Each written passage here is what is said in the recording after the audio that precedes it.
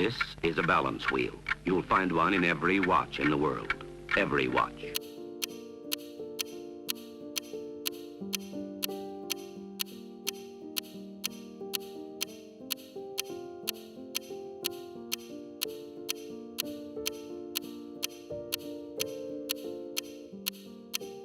I'm Jacob Schwab.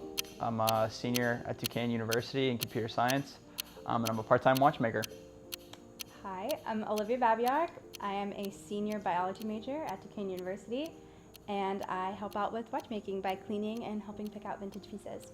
So I kind of got interested in watches just kind of like out of the blue. I just like heard about it on a podcast or read an article somewhere. I happened to ask my grandparents about it, and my grandfather gave me his Accutron, and I needed to get it fixed because it didn't run correctly. So I took it to like my professional watchmaker. I was like, oh, this is a lot of money. Like, I wonder if I could do this myself.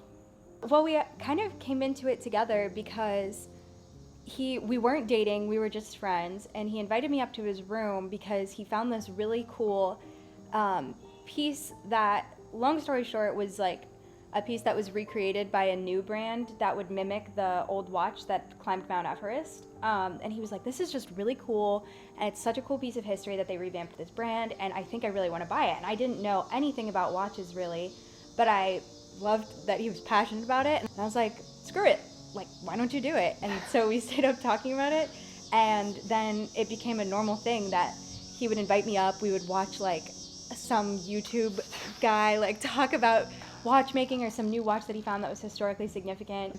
And the more that he got excited about it, the more that I got excited about it. I could not do this. I would need to go to school and be trained how to do it. But he was able to literally just watch like YouTube videos of somebody taking apart a specific watch and then do it himself and then mess up and then do it again. Once I understood like the main components and how all the gears and plates and bridges work together, I kind of just went for it, and then, you know, made a bunch of mistakes, learned the hard way, and it's kind of just second nature now. You basically taught yourself by watching one singular video and then messing up a bunch of times and learning how to fix it. Yeah.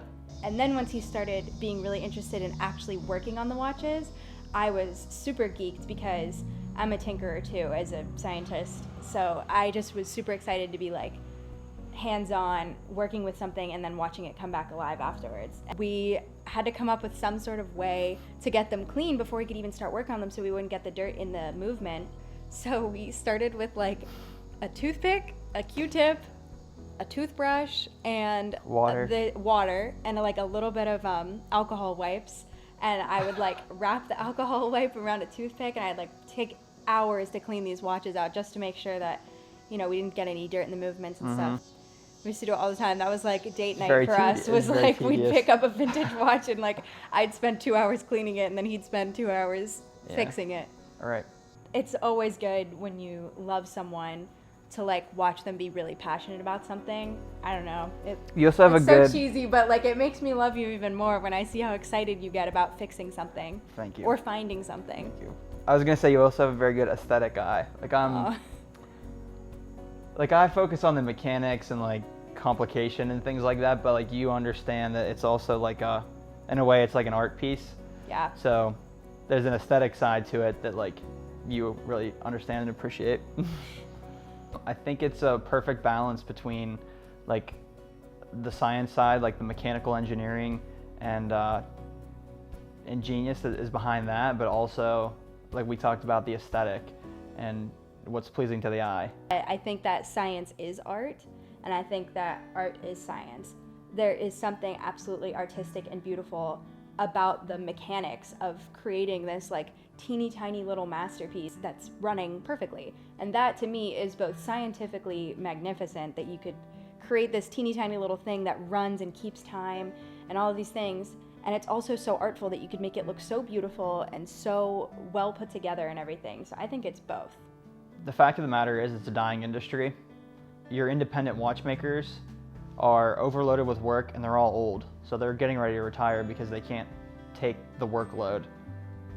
I feel like I preserve a piece of history and a piece of art. So if I can make something live longer instead of just throwing it away or having it be disposable, I'm all for it.